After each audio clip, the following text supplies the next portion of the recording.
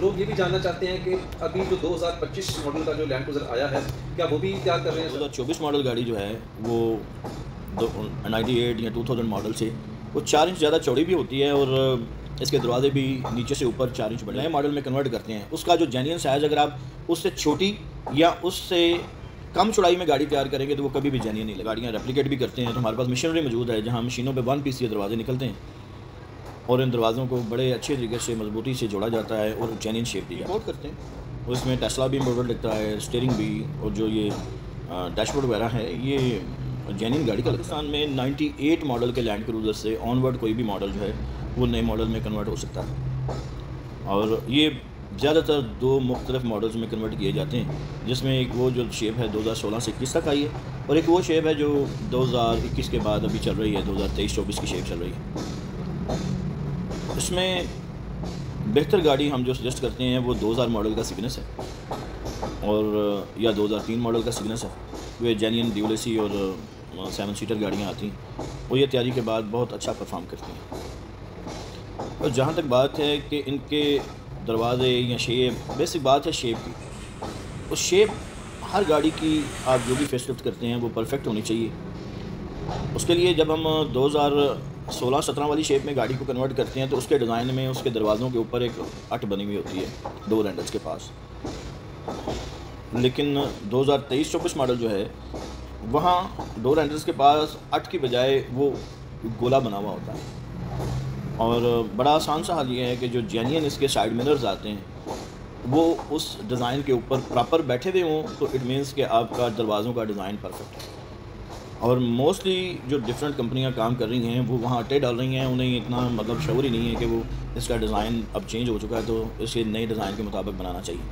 2024 model गाड़ी जो है वो 98 या 2000 मॉडल से वो 4 इंच ज़्यादा चौड़ी भी होती है और इसके दरवाजे भी नीचे से ऊपर 4 इंच बड़े होते हैं। दूसरा अगला दरवाज़ा जो है वो दाएँ से बाएँ भी कोई 2.5 इंच बड़े होते हैं।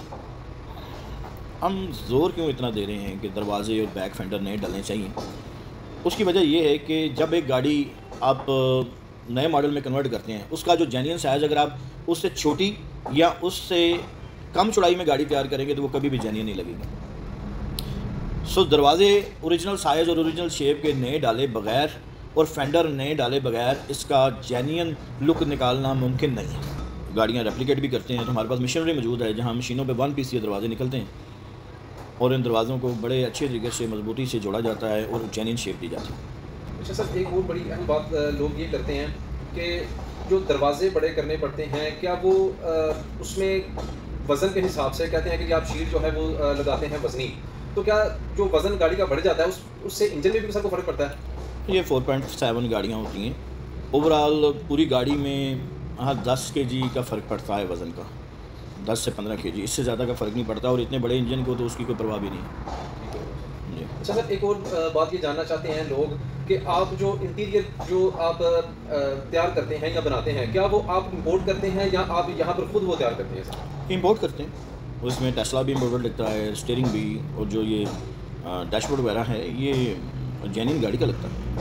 क्या सर इसके जो लाई रिंग हैं या इसके टायर हैं ये भी सर इंपोर्ट किए जाते हैं? हाँ जी बिल्कुल इंपोर्ट किए जाते हैं और जेन्युइन शेप के जेन्युइन साइज़ के अलाई रिम डलते हैं और टायर भी डलते हैं। अच्छा सर, एक और बात ये जानना चाहते हैं, टेक्निकली बात ये है कि आप अक्सर लोग ये हमसे सवाल करते हैं कि हम जो गाड़ियाँ देते हैं, पुरानी गाड़ियाँ होती हैं, उनके इंजन में कोई ना कोई इश्यूज़ जो हैं वो लाजमी होते हैं, तो क्या आप इंजन का भी जो मामला है उसको भी बेहतर करते हैं या सिर्फ आप गाड़ी को मॉडिफाई नहीं करते हैं? देखें हर तरह का काम करते हैं यहाँ, मैकेनिकल भी, AC का भी, इलेक्ट्रिशियन का भी, बॉडी शेप का भी। बात यह है कि ये बड़ी गाड़ियों के जो इंजन है ये आम छोटी गाड़ियों की निस्बत काफ़ी देरपा और पायदार होते हैं, तो हम मशवरा यही देते हैं कि अच्छे इंजन वाली गाड़ी आप देखें, बाकी काम तो सारे हम यहाँ कर देते हैं। सर 2024 मॉडल की जो लैंड क्रूज़र है वो कौन कौन से पुराने मॉडल्स पर तैयार हो सकती है? वो 98 से 2007 या इससे ऊपर के कोई भी मॉडल हो उन सब पे तैयार हो सकती है। अच्छा सर, लोग ये भी जानना चाहते हैं कि अभी जो 2025 मॉडल का जो लैंड क्रूज़र आया है, क्या वो भी तैयार कर रहे हैं सर? इसलिए ये कन्फ्यूजन ना कुछ ऐसे दोस्तों की तरफ से है कि ये 2025 से 26, 27 तक यही शेप चलनी है। टोयोटा की एक शेप तकरीबन 8 साल चलती है, 7 से 8 साल।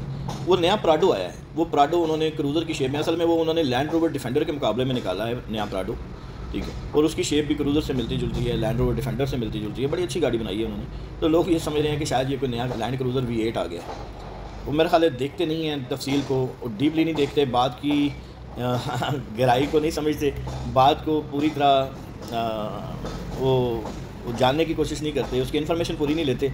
और हमें भी फ़ोन पे, हमें भी वो मैसेजेस पे कह रहे होते हैं, और जनाब नई शेप आ गई है, आप अभी तक ये बना रहे हैं। अरे भाई वो पराठों की शेप आई है, पहले ख़ुद तो जान लो, फिर आगे फेसबुक पे कहीं या किसी को भी कोई बात करने से पहले आप ख़ुद को जान तो लेना उस बात।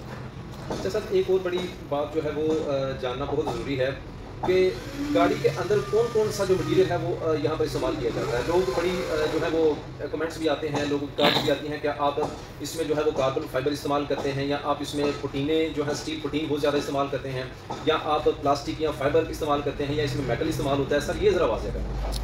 देखिए बात यह है कि मैं ऑलरेडी एक दफ़ा बता चुका हूँ कि पुटीनें लगानी क्यों किसी को पड़ती हैं, तो जब दरवाजे नए बन जाते हैं, फेंडर नए बन जाते हैं, किटें बाहर से आई हुई जेन्युइन साइज़ की में होती हैं, तो उसके ऊपर पुटीनें ज़्यादा लगती नहीं हैं। हाँ, जो पुटीनें हम लगाते हैं या जो मटेरियल हम लगाते हैं वो ग्लासों की फ़ाइबर पुटीनें लगती हैं पहले, और उनको जो है मजाई वगैरह की जाती है उनकी बाकायदा, और उसके बाद उस पर बड़ी थिन सी लेयर इसकी स्टील पुटीन की लगती है। इसलिए ये वो प्रोटेक्टिव लेयर होती है जो लोहे के लिए ज़रूरी होती है, वो इतनी ही लगाई जाती है। तो सब लोग पेंट के बारे में पूछते हैं कि आप जो पेंट करते हैं उस पेंट की कोई गारंटी वगैरह होती है, या पेंट को किस म्यार का किया जाता है। सर हमें अपना म्यार भी बताएं पेंट के हवाले से।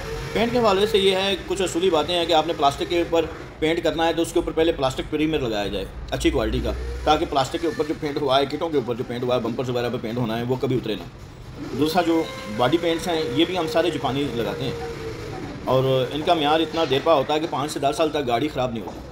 तो सर एक सबसे अहम बात जो लोग जानना भी चाहते हैं, आजकल हर बंदा जो है वो मॉडिफिकेशन की तरफ आ रहा है। हर जगह पर एक एक शहर में 5-5 जो है वो फैक्ट्रियाँ खुली हुई हैं, ये मॉडिफिकेशन की जो गाड़ियाँ बना भी रहे हैं, रेप्लिका गाड़ियाँ भी बना रहे हैं, मॉडिफिकेशन भी कर रहे हैं।